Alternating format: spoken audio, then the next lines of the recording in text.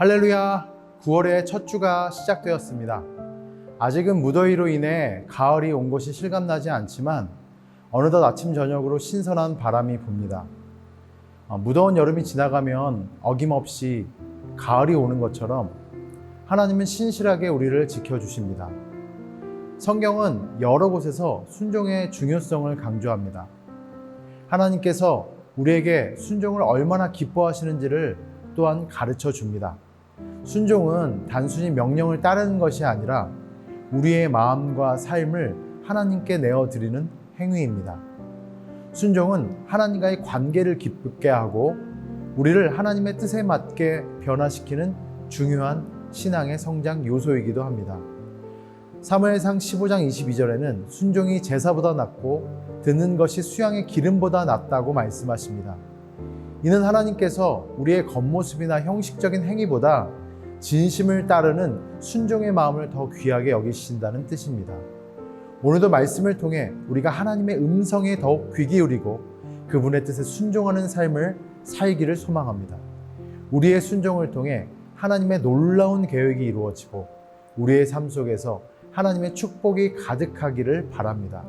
오늘 우리에게 주시는 하나님의 말씀을 함께 읽겠습니다. 여호와께서 모세에게 말씀하여 이르시되 아론과 그의 아들들과 이스라엘의 모든 자손에게 말하여 그들에게 이르기를 여호와의 명령이 이러하시다 하라. 이스라엘 집의 모든 사람이 소나 어린 양이나 염소를 진영 안에서 잡든지 진영 밖에서 잡든지 먼저 회막문으로 끌고 가서 여호와의 성막 앞에서 여호와께 예물로 드리지 아니하는 자는 피 흘린 자로 여길 것이라.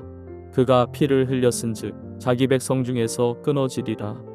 그런즉 이스라엘 자손이 들에서 잡던 그들의 제물을 회막문 여호와께로 끌고 가서 제사장에게 주어 화목제로 여호와께 드려야 할 것이요 제사장은 그 피를 회막문 여호와의 제단에 뿌리고 그 기름을 불살라 여호와께 향기로운 냄새가 되게 할 것이라.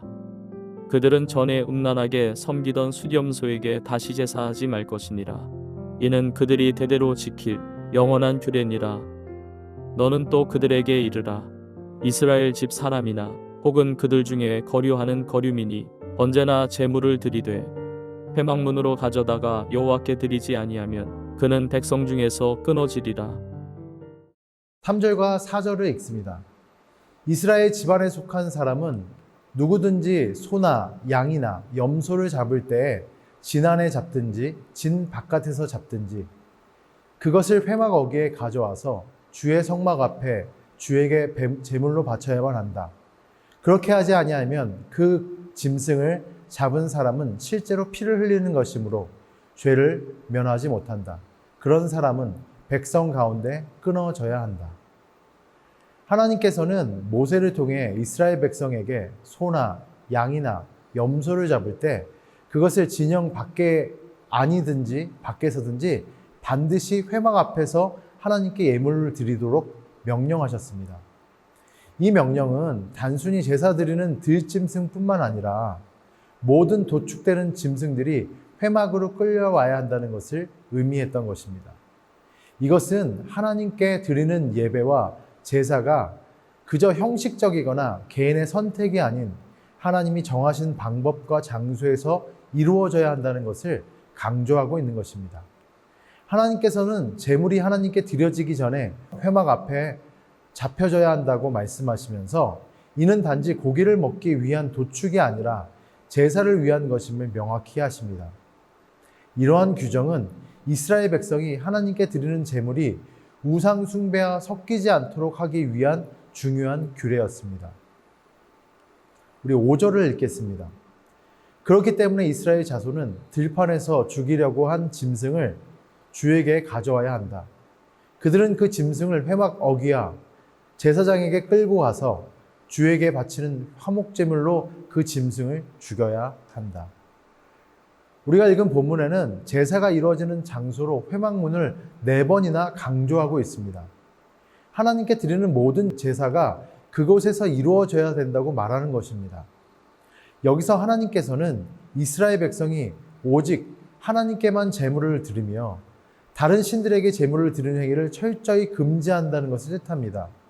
특히 5절에 언급된 화목제물은 하나님과 백성 간의 평화를 상징하는 제사로 백성이 하나님과의 올바른 관계를 유지하고 그분의 은혜를 누리기 위한 중요한 예배 행위였습니다. 하나님께서는 우리가 드리는 예배가 오직 하나님을 향해 있어야 하고 다른 무엇에도 마음을 뺏기지 않기를 원하십니다.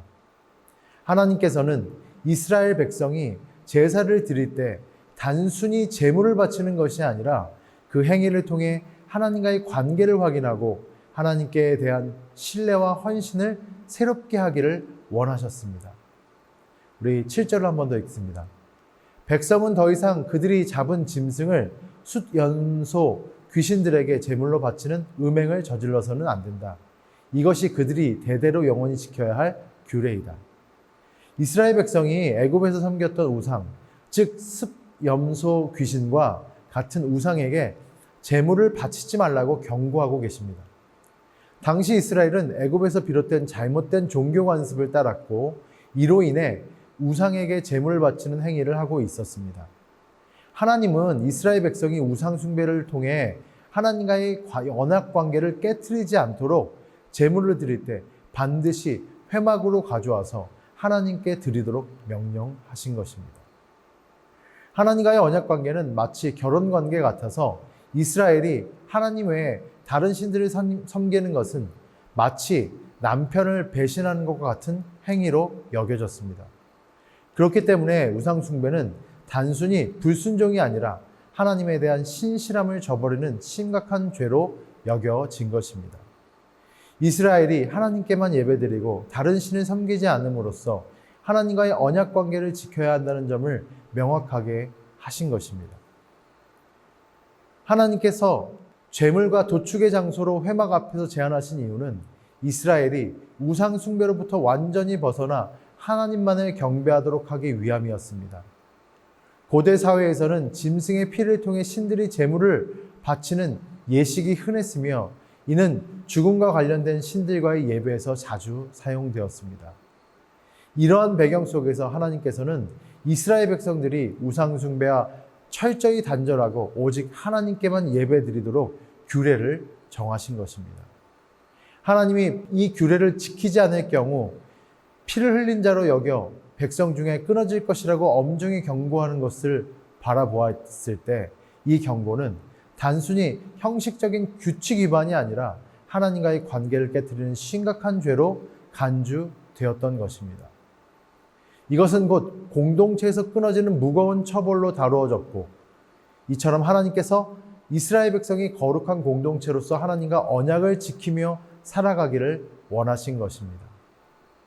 오늘 우리 말씀을 통해 우리가 예배가 얼마나 중요한지 그리고 하나님께만 온전히 드려져야 한다는 것을 다시 한번 깨닫게 됩니다. 우리의 예배가 하나님 중심이 아닌 다른 것에 마음을 두고 있다면 지금 이 순간 회개하고 우리의 예배를 온전히 하나님께 드리는 삶이 되시기를 소원합니다. 우리의 삶이 하나님을 향한 진정한 예배가 되기를 소망합니다. 하나님께서는 우리가 올바른 예배의 자리에 서기를 원하시며 우리의 모든 예배와 헌신이 오직 하나님께만 드려지기를 바라십니다. 오늘 하루도 우리의 삶이 하나님께만 드려지는 거룩한 예배가 되기를 소원합니다.